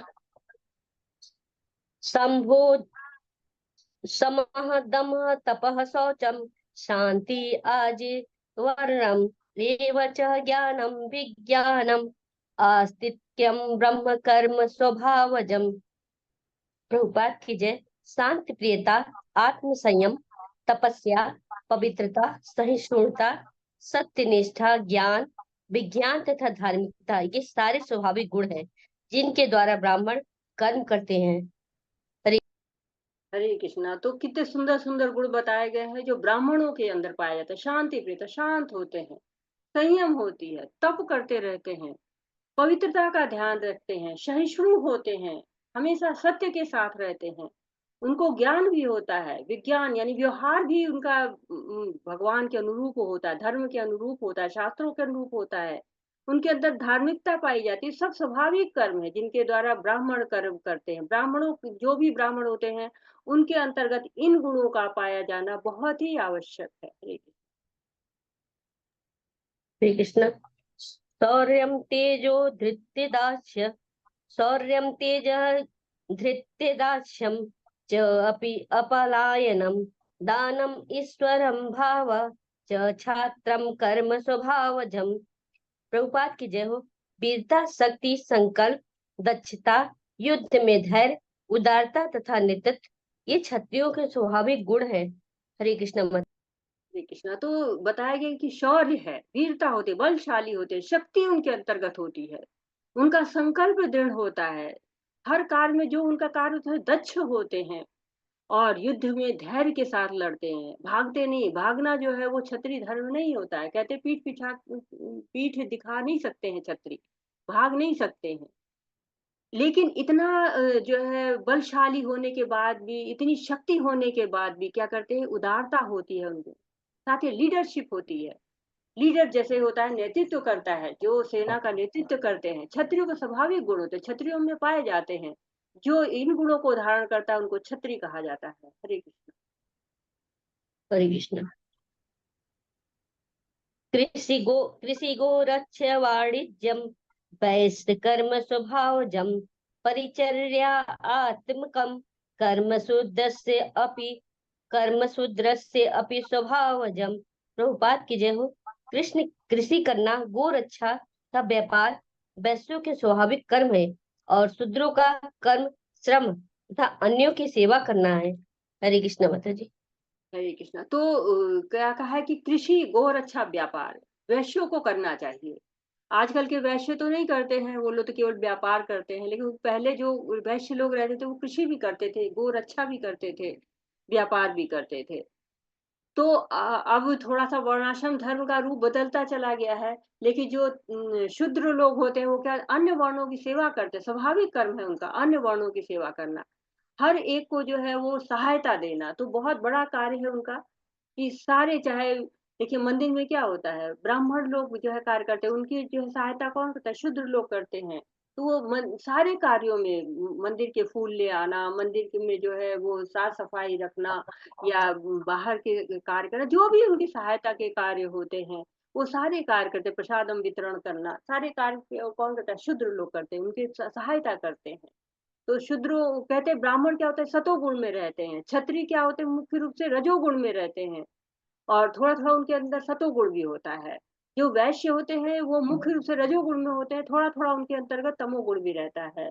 और जो शूद्र होते हैं वो मुख्य रूप से तमोगुण में रहते हैं, लेकिन थोड़ा-थोड़ा उनके अंदर रजोगुण भी रहता है। तो इन गुणों के साथ जो है वो कर्म जो करते हैं, और उन कर्मों को करते-करते भी अपने आश्रम के, अपने वर्ण के पालन करते-करते भी भगवान के कार्यों से जो जुड़े रहते हैं, सारे कार्यों को भगवान को समर्पित करके करते हैं, वो मुक्ति पा जाते हैं। हरे कृष्णा। पढ़ते हैं आगे। पढ़िए माता जी। स्वये स्वये स्वये स्वये कर्माणि अभिरतः स सिद्धिं लभते नरः स्वकर्मनिरतः सिद्धिं यथा विदन्ति तत् शृणु। प्रभुपाद की जय हो। अपने अपने कर्म के गुणों का पालन करते हुए प्रत्येक व्यक्ति सिद्ध हो सकता है। अब तुम मुझसे सुनो कि वह किस प्रकार किया जा सकता है। हरे कृष्ण। ठीक है, तो अब सारे वर्णों के गुण की बात हो रही है, तो इन गुणों में कार्य करके अपने अपने गुणों में कर स्व स्व कर्मणि अपने अपने कर्मों को करते हुए संसिद्धि लभते नर, मनुष्य क्या करता है, पूर्णता को प्राप्त कर सकता है, संसिद्धि प्राप्त कर सकता है। तो ब्राह्मण है, क्षत्रिय है, वैश्य है, शूद्र है, कोई भी काम छोटा या बड़ा नहीं है। जैसे परिवार है, कोई कमा के लाता है, कोई सब्जी खरीद के लाता है, कोई काटता है, कोई भोग बनाता है, कोई प्रसाद पाता है, सब मिलजुल के प्रसन्न। तो भगवान कह रहे तत्शुरु सुनो, पहले भी भगवान कह चुके, मैया आसक्त मना पार्थ योग जन बदाश्रय असंशयम समग्रम माँ यथागाशी तत्शुरु। श्रवण का बहुत महत्व है। जो नौधा भक्ति होती है उसका भी पहला चरण क्या है, श्रवणम, श्रवणम कीर्तनम विष्णु स्मरणम पाद सेवनम अर्चनम वंदनम दास्यम साक्ष्यम आत्मनिवेदन। तो सुनना किससे है, प्रमाणित श्रोत्र से, कृष्ण से सुनिए। कृष्ण सर्वोच्च हैं। कृष्ण की जो है उन्होंने गुरु को अधिकार दिया, शास्त्रों में अपने वचन लिखे, तो भगवान से सुनना चाहिए, भगवान के भक्तों से सुनना चाहिए। हरे कृष्णा। हरे कृष्ण। यथा प्रवृत्ति भूतानाम येन येन सर्वम इदं लततं स्वकर्मणा तम अभज्य सिद्धिं विदन्ति मानवः। प्रभुपाद की जय हो। जो सभी प्राणियों का उद्गम है और सर्वव्यापी है, उस भगवान की उपासना करके मनुष्य अपना कर्म करते हुए पूर्णता प्राप्त कर सकता है। हरे कृष्ण माता जी। हरे कृष्णा। तो चार वर्ण भगवान के गुण कर्म के आधार बताया, जिसका उद्देश्य था भगवान की प्राप्ति। सभी लोग अपने अपने गुण के आधार पर भगवान की प्राप्ति कर लें। तो नियत कर्तव्य जो शास्त्रों में लिखे हैं उनके अनुसार, अपने गुणों के अनुसार भगवत की प्राप्ति की पूरी व्यवस्था है। चार वर्णों से रह के हमें इन तीन गुणों से ऊपर उठेंगे। चार वर्णों में ही कार्य करते करते गुणातीत बनना है, भगवान की सेवा करना हमारा धर्म है। इस बात को अवश्य जानना चाहिए। हरे कृष्ण। श्रेयानः स्वधर्म विगुण पर धर्मातः सुअनुष्ठितात स्वभाव नियतम नियतम कर्म कुर्वन् न अप्रोक्ति किल्बिषम्। प्रभुपाद की जय हो। अपने वृत्ति परक कार्य को करना, चाहे वो कितना ही त्रुटिपूर्ण ढंग से क्यों न हो, किया जाए। अन्य किसी कार्य को स्वीकार करने और अच्छी प्रकार से करने की अपेक्षा अधिक श्रेष्ठ है। अपने स्वभाव के अनुसार निर्दिष्ट कर्म कभी भी पाप से प्रभावित नहीं होते। हरे कृष्ण। हरे कृष्ण। तो यहाँ पे कहा गया कि गुण और कर्म के अनुसार कार्य करना चाहिए। जो नियत कर्तव्य बता दिए गए हैं वेदों में उसके अनुसार भक्ति करें। अब कोई ब्राह्मण कहेगा कि मुझे वैश्य का काम करना है, कोई वैश्य कहेगा कि मुझे ब्राह्मण का कार्य करना है, तो क्या होगा, सही कार्य नहीं हो पाएगा। जैसे कि बीमार हैं, अस्पताल है, अब सब लोग कहें नहीं हम उनकी दवा खाएंगे, नहीं हम उनकी दवा खाएंगे, तो क्या होगा, अगर हम एक दूसरे की दवा खाएंगे तो कैसे ठीक होंगे। तो हमें कौन सा कार्य, जो हमारा कार्य है, स्वधर्म है, अपने अपने धर्म के अनुसार कार्य करना है। अब कई लोग देखिए परिवार में कहते हैं नहीं हमारा बेटा क्या बनेगा, तो हमारा बेटा इंजीनियर बनेगा, हमारा बेटा पायलट बनेगा। तो लोग कहते हैं बड़े होते फिर बाद में कुछ मैच्योर हो जाते, फिर पूछो तो कहते हैं नहीं मैं तो ये काम करना ही नहीं चाहता था, परिवार के दबाव के कारण करना पड़ा। कुछ लोग दबाव नहीं मानते तो घर छोड़ देते हैं, न जाने कैसे कैसे भटकते, कुछ सफल हो जाते, कुछ असफल हो जाते हैं। तो आज का समाज ऐसा ही है, दूसरों के गुण के अनुसार कार्य कर रहे हैं। क्यों? कुछ लालच बस, कुछ ईर्ष्या बस, कुछ दूसरों का फॉलो करने में, उन्हीं का अनुकरण करने में। तो नहीं, भगवान कह रहे नहीं, स्वधर्म के अनुसार कार्य करो, अपने अपने नियत कर्म के अनुसार कार्य करो, तभी सफलता मिलेगी। हरे कृष्ण। श्री कृष्ण। सहजम कर्म कौन्तेय सह अपि न त्यज्यते सर्वारंभा हि दोषेण धूमेन अग्नि एव आवृता। प्रभुपाद की जय हो। प्रत्येक उद्योग प्रयास किसी न किसी दोष से आवृत होता है, जिस प्रकार अग्नि धुएं से आवृत रहती है। अतः हे कुंती पुत्र, मनुष्य को चाहिए कि स्वभाव से उत्पन्न कर्म को, भले ही वह दोषपूर्ण क्यों न हो, कभी न त्यागे, कभी त्यागे नहीं। हरे कृष्ण माता जी। ठीक है। तो कभी कभी हमें लगता है कि जो कार्य हम कर रहे हैं वो ठीक नहीं हो रहा है, अच्छी तरह से नहीं, तो भगवान कह रहे हैं अपना ही कार्य करो, चाहे वो ठीक से हो चाहे ना हो। क्योंकि दूसरों का कर्म करने के बजाय हमें अपना कार्य करेंगे, तभी हमें भगवान की तरफ जाएंगे। दूसरों का कार्य करेंगे तो बंधन लगेगा। तो हर कार्य में कुछ ना कुछ दोष होता है, कुछ ना कुछ कमियां होती हैं। जैसे कहते हैं कि अग्नि है, तो अग्नि में भी क्या होता है, धुआं होता है। अग्नि पवित्र होती है, पवित्र कामों के लिए उपयोग होती है, यज्ञ के लिए उपयोग होती है, भोग बनाने में उपयोग होती है। कुछ भौतिक कार्य भी होते हैं, आग तापने के भी काम लगा लेते हैं, कूड़ा जलाने में भी कार्य करते हैं, तो क्या होता है, ये बंधन है। तो सारे कार्य सात्विक, राशि का, तामसिक कैसे हो जाते हैं, जब हम उसका उपयोग सही करते हैं। तो अग्नि अगर हम सात्विक कार्य कर रहे हैं तो भी क्या होता है, तो भी धुआं निकलता है, धुएं से ढकी होती है। तो सारे कार्यों में दोष होता है। जो अग्नि है उसे जो है वो हवन होता है, जो धुआं होता है वो आंख नाक में बहुत ज्यादा परेशानी होती है। तो अग्नि चाहते हैं, धुआं तो दोष है, कोई नहीं चाहता है, परेशानी कोई नहीं चाहता है, लेकिन धर्म के अनुसार क्या करना है, हमको सीखना है, हमको धुआं सहना है। वो भी जो है, तो इसीलिए कहते हैं स्वधर्म के अनुसार कार्य करिए। कुछ कमी भी हो तो भी हमको त्यागना नहीं चाहिए, अपना ही कार्य करना चाहिए। हरे कृष्ण। हरे कृष्ण। असक्त असक्त बुद्धि सर्वत्र जीत जीत आत्मा विकृत स्प्रिय नस्क्रय सिद्धिम परमामम संन्यासेन अधिगच्छति। प्रभुपाद की जय हो। जो अंतर आत्म संयमी तथा अनासक्त है एवं जो समस्त भौतिक भोगों की परवाह नहीं करता, वह संन्यास के अभ्यास द्वारा कर्म फल से मुक्ति की सर्वोच्च सिद्ध अवस्था प्राप्त कर सकता है। हरे कृष्ण मत। तो वास्तविक सन्यासी कौन है, जो स्वयं को भगवान का अंश मानता है और भगवान को ही भोक्ता मानता है, आत्म संयमासक्त है। उसको भौतिक भोग नहीं चाहिए। भोक्ता कौन है, भगवान है, जानता है। आत्म संयमी अनासक्त तो हो जाता है जब कोई भगवान को समर्पित करना चाहता है सब चीज। सारे भोग भगवान के लिए जब सोचते हैं तो खुद ही अनासक्त हो जाते हैं। अब आप भोग बनाते हैं घर में, तो कभी आपको नहीं लगे, नहीं ला थोड़ा चख लेते हैं, कभी नहीं, नहीं भगवान के लिए बना, छूना नहीं। बच्चे आ रहे, नहीं नहीं छूना नहीं, इसको छूना नहीं, कोई भी है, नहीं नहीं अभी जो है वो गेस्ट को नहीं देना है, अभी क्या है, इसको भोग चढ़ाना है।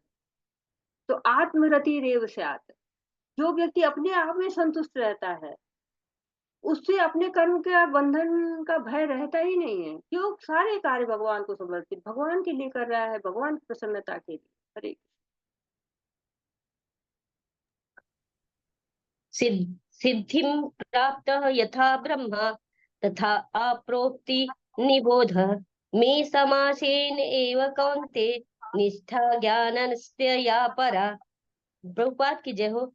हे कुंती पुत्र, जिस तरह सिद्धि को प्राप्त हुआ व्यक्ति परम सिद्ध अवस्था में अर्थात ब्रह्म को, जो सर्वोच्च ज्ञान की अवस्था है, प्राप्त करता है, उसका मैं संक्षेप में तुमसे वर्णन करूंगा, उसे तुम जानो। हरे कृष्ण माता जी।